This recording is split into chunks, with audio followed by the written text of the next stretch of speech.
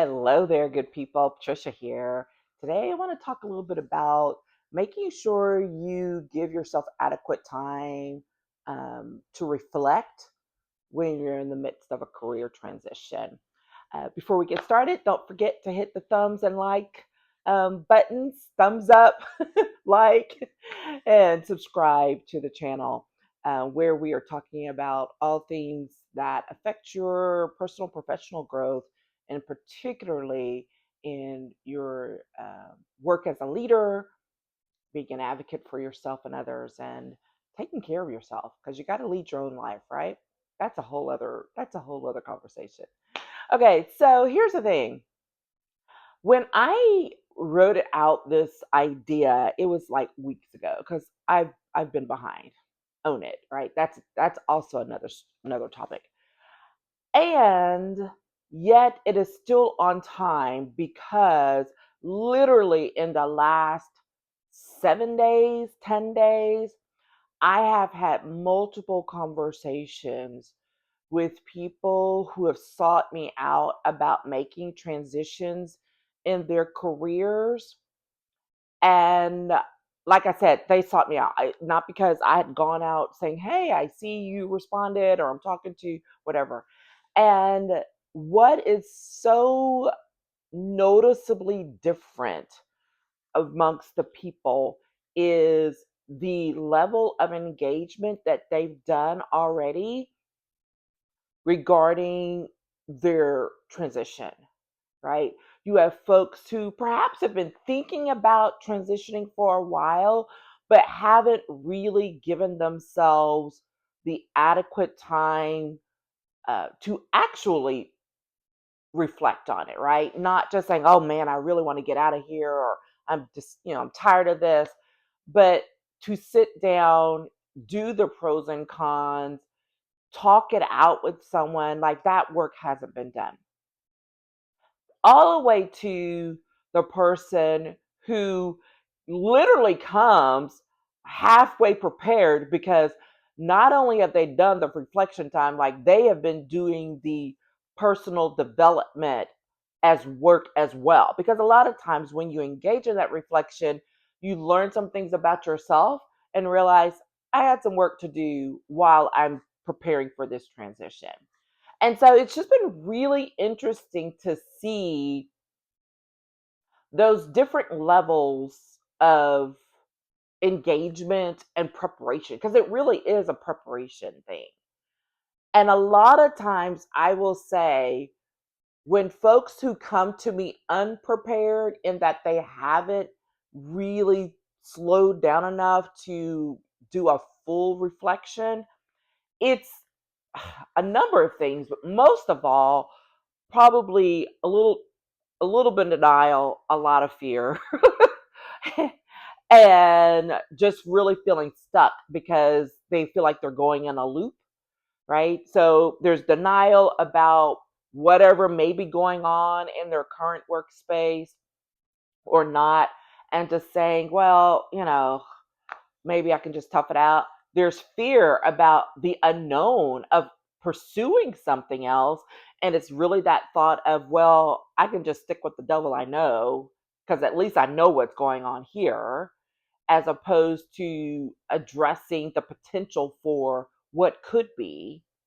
And then that's that classic just feeling stuck, like you're going in a loop over the same things and not really giving yourself an out to think. And for those people, when I'm having those conversations, because I can spot it pretty quickly. And for those people, I will ask them very targeted questions.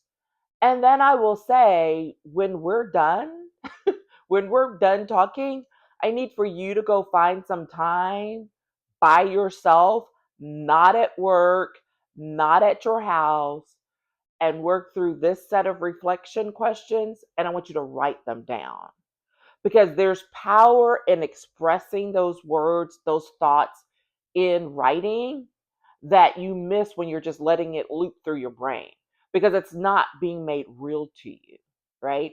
So that's one of the things I will tell them. Now, whether they do it or not, It depends, because if they're already a client, they will, and they know, or they may not, but they know they've got to come back to me and explain. That's the accountability part, right?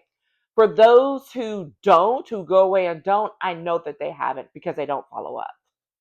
They don't follow up, say, Trisha, I did this, and oh my goodness. Because most of the time, if you go do that, you're going to follow up and be like, I can't believe what, I learned, what I discovered about myself. So that's always something to remember. Now, as you go along that scale, there's the next level where perhaps maybe someone has slowed down a little bit. A lot of times, not even because they necessarily wanted to. There was probably a crisis. There was an issue either at work or at home in the family. And it's like they just say, time out. I need to go sit somewhere. And that's where it will come, right? So it's forced. And those can still be tough because you're moving into that reflection time and that space because of some external action happening, as opposed to it developing from the inside and wanting and knowing that you need to do it, right? Because you can know that you need to do something and still not do it. I literally just had this conversation the other day because I know a lot of things and there are still a lot of things I do not do, even though I know I should, right? And that, we're human beings, that happens. But when you're engaging in reflection time for your career transition, it's that top level there that's really so powerful because, again, there could be a lot of things going on. It can be craziness, it could be more quiet, but there's just a lot going on. And the realization comes to you is like, if I'm going to get to the next level of where I want to be, I have got to slow it down and quiet it down. And a lot of times when folks do that, they also may they may realize they need to seek out some therapy, definitely probably an accountability partner, whether it's in the form of a coach or a trusted colleague or friend. But there are these realizations that are coming about and they're doing the internal work.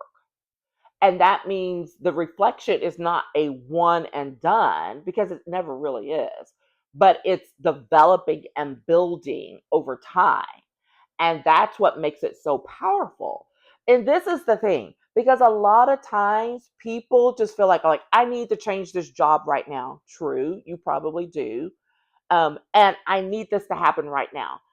And what's also true is that you can have all of those thoughts and be moving in that direction, but you can also still be very much blocking your own path because in the midst of a significant transition, even a smaller one, but in the midst of a significant transition, there are things that you have to come to terms with for yourself.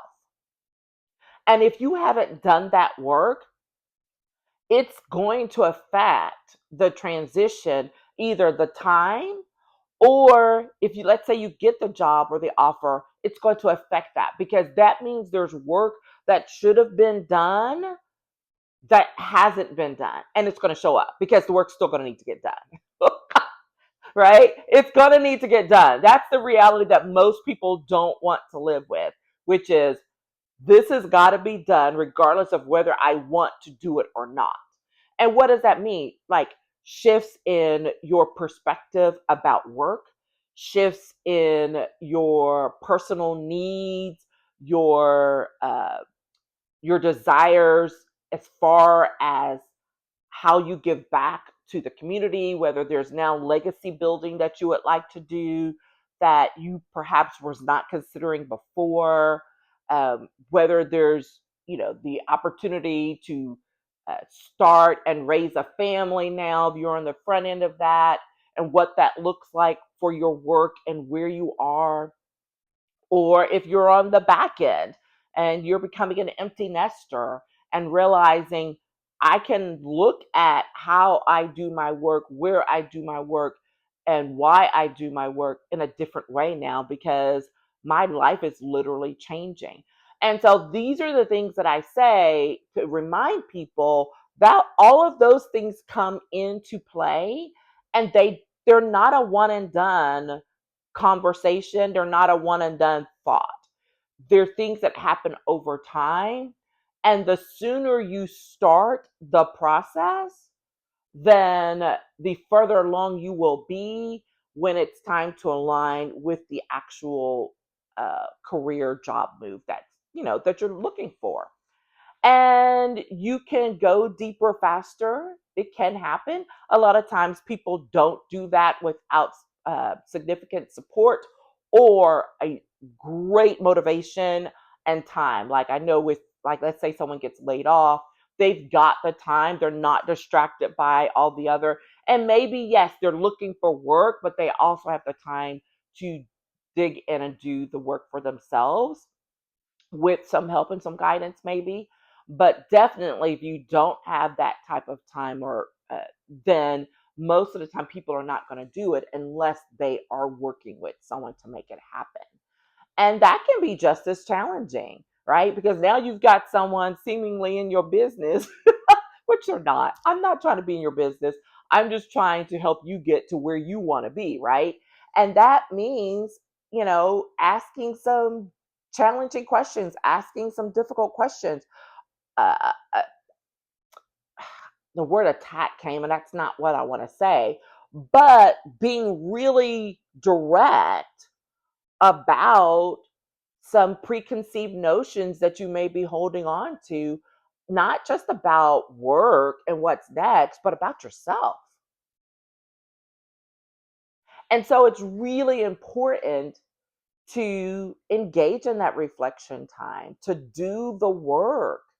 It's not always easy, because sometimes these simplest questions can stop us in our tracks and make us sit down for a minute or two and, do a timeout. And it's okay, right? It's okay. The point is, however, that if you really want to grow, if you really want to move forward with your life and your career, not just the next job. This is the thing I'm always talking to people about. Like, when you work with me, we're not just talking about your next job. We're talking about your career. What do you want for your life, professionally and personally, so that you can build a pathway and create a pathway that aligns with that? Because just going after the next job may not be in alignment with where you want to be with your the rest of your career. Sit with that one for a minute. Because a lot of times when you're focused on just the next job, that means you're running away from this thing. You're just like, I need out now, and let me go to the next thing.